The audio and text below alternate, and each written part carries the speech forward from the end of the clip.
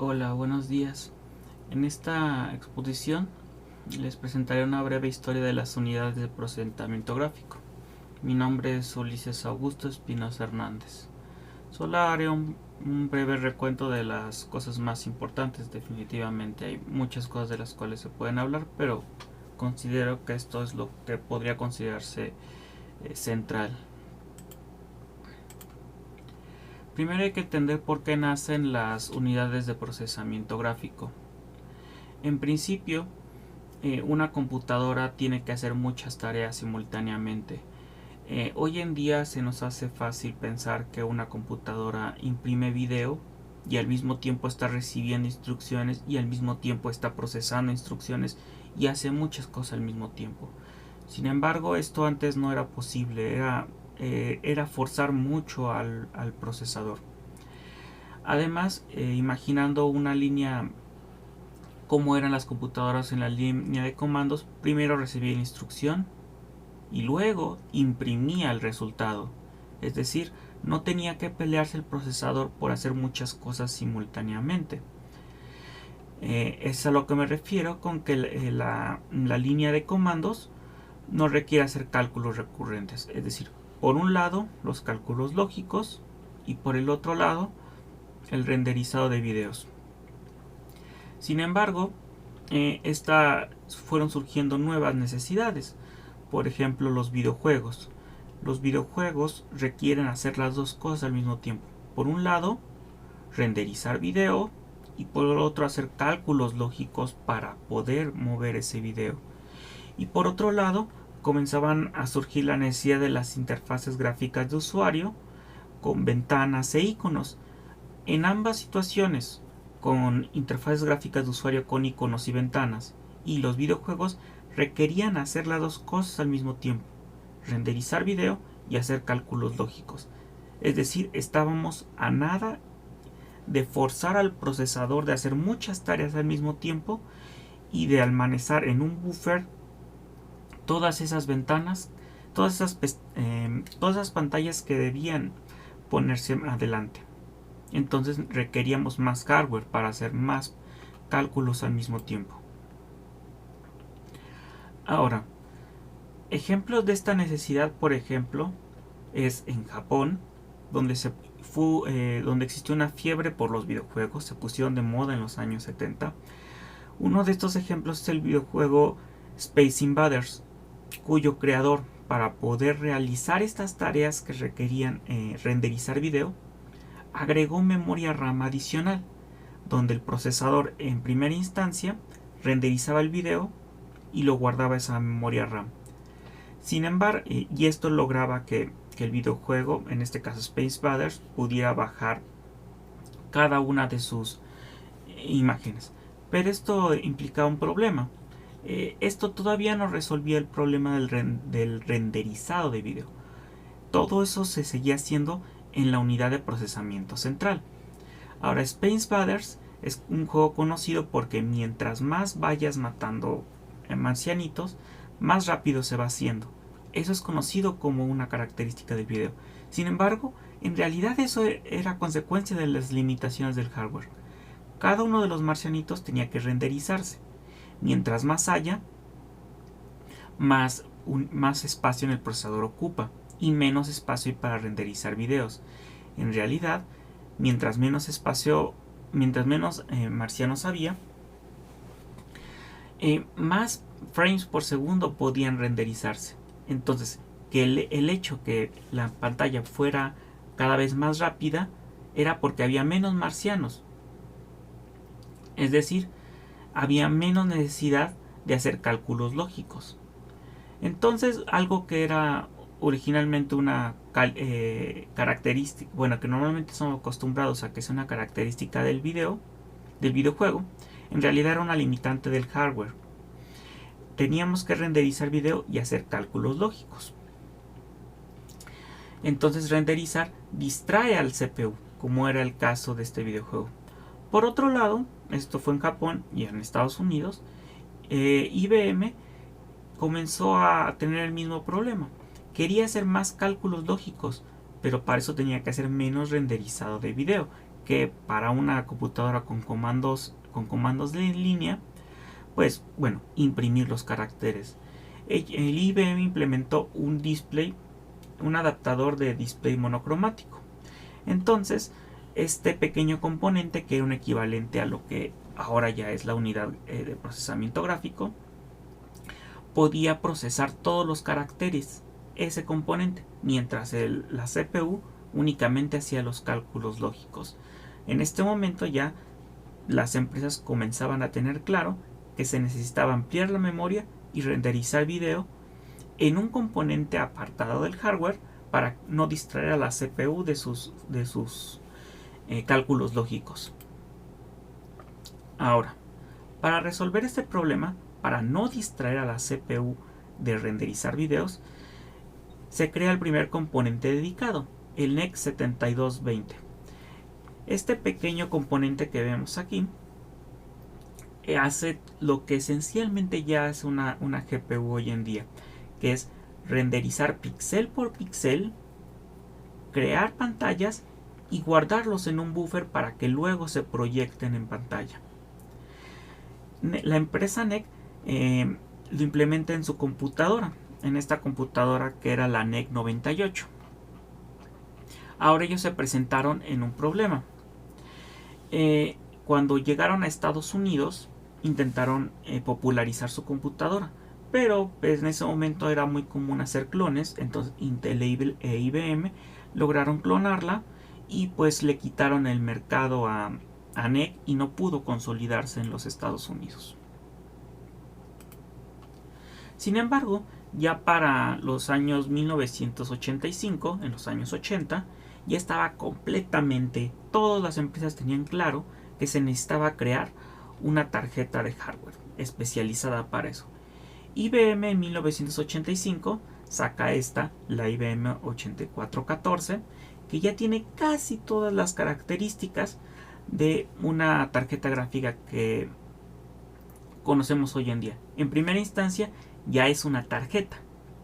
Originalmente, como se podía ver en el componente anterior, era un componente, algo que se agregaba a la tarjeta madre. En este caso ya no, ya es una tarjeta propia e independiente donde se renderiza el video, se almacena en un buffer y se envía para proyectarse en el monitor. Eso logra que cada vez haya más colores, más pantallas por segundo, que es pues finalmente el objetivo de las tarjetas procesadores gráficas. IBM logra entrar al mercado japonés, hace negocios con Capcom y genera máquinas arcade que se popularizan tanto en Japón como en Estados Unidos. Ahora, el hecho de querer hacer cada vez más videos o renderizar más cosas, eso generó una nueva necesidad en los años 90. La diferencia entre los CPU y las GPU en realidad es la cantidad de pequeñas ALU que hacen pequeñas operaciones simultáneamente. ¿Por qué esto es importante? Porque hay un momento en el que no necesitas utilizar tanto el GPU.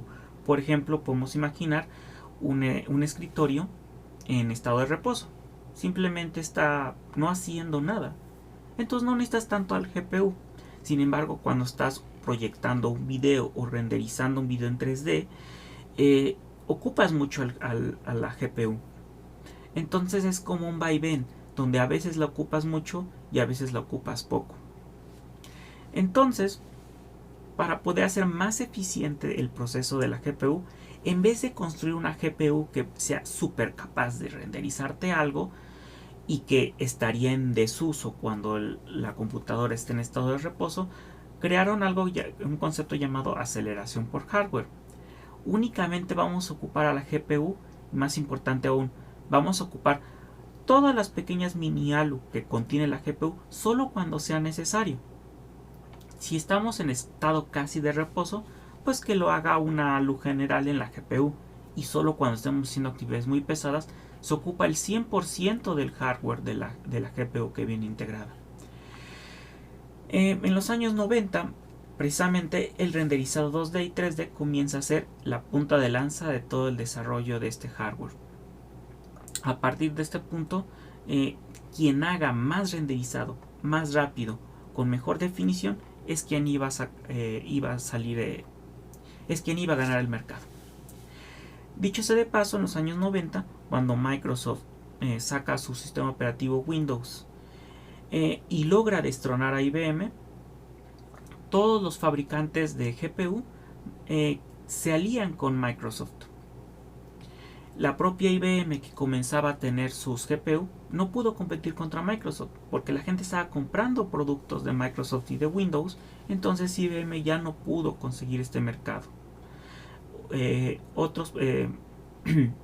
Otras empresas, que en un futuro la que se considerará ser Nvidia, tenían que hacer tratos con Microsoft y renderizar 2 y 3D, que esos eran sus principales objetivos. Ahora, en realidad, antes de los años 1994 no se utilizaba como tal el término GPU. Había otras denotaciones, como acelerador de hardware, unidad de procesamiento gráfico, unidad de procesador gráfico y muchos otros motes. Fue hasta que en 1994, con la salida de la primera PlayStation, Sony vendió su producto como: tenemos la mejor unidad de procesamiento gráfico y de renderizado. El mote unidad de procesamiento gráfico comenzó a entrar en el imaginario colectivo de los clientes, de las personas en lo general. Entonces ese nombre se comenzó a hacer popular. Eso es la cuestión de los videojuegos. Nvidia saca su tarjeta GeForce 256 en 1999, la primera tarjeta que podía combinar renderizado 2D y renderizado 3D, que era vendida al público en general. Tal y como hoy podemos comprar una tarjeta para agregar a nuestra computadora, Nvidia es quien pone al alcance ese tipo de cosas. Entonces Nvidia se apuntala como el generador, como el constructor de GPUs más importante a partir de ese momento, 1999. Ahora aquí ocurre algo interesante. Ya sabemos que las GPU ayudan al CPU para renderizar video. Esa es su función primordial. Para no distraer al CPU, ocupamos al GPU. Y el GPU, a su vez, no ocupa el 100% de sus ALU, a menos que sea necesario. Sin embargo, la GPU sigue siendo hardware. Sigue siendo una unidad de procesamiento donde puedes calcular cosas. Entonces Nvidia, cuando saca al mercado la GeForce 8, abre las posibilidades de la GPU. Ya no solo sirve para renderizar video, ya puedes hacer otras cosas. Ya no es únicamente aplicable al video. Esto en los años 2000 abrió las posibilidades. Ya se podían hacer otros campos como Machine Learning, graficación para métodos científicos, hacer grandes cálculos de orientación científica, o algo extraño que estaban haciendo, que era el minado de las criptomonedas. Es decir, la GPU se comenzaba a hacer ya no solo para renderizar video, sino para ayudar al CPU en lo general, para cualquier cosa. Ya no solo renderizar video, ya era generalmente un CPU auxiliar al CPU. Y ahora pues el futuro de las GPU va apuntalado a eso. Lo que originalmente nació para ayudar al CPU para renderizar video, hoy en día ya es un acelerador de hardware para ayudar al CPU en casi cualquier tarea, siempre y cuando se sepa programar. Eso sí, la GPU va a estar siempre enfocada, al menos hasta ahorita, al renderizado 2D y 3D para proyectar las cosas en el monitor de nuestras computadoras. Sin embargo, pues ya está este nuevo mercado, que es el de las GPU de propósito general, que sería más preciso llamarlo simplemente acelerador de hardware. Por ejemplo, esta que está presentándose aquí en pantalla, es la realidad virtual. es esta nueva tarjeta de Intel que va a salir en el 2022 y ya es una tarjeta exclusiva para el minado de criptomonedas. Es decir, ya es un acelerador hardware, un auxiliar, un elemento que ayuda a hacer tareas que ya no son únicamente el renderizado de video. Y pues a grandes rasgos estas son las GPU.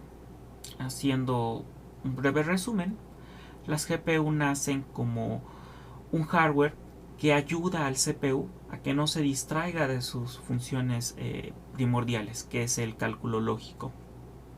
Las GPU son una extensión que renderiza video y que lo almacena en un buffer para luego proyectarla en el monitor. Es un auxiliar, hace que el CPU no se distraiga. Sin embargo, con el paso del tiempo, las GPU mostraron su potencial, que era simplemente ser un auxiliar del CPU. Hoy en día ya las GPU pueden ser programables para cualquier tarea que queramos hacer concurrentemente a la CPU.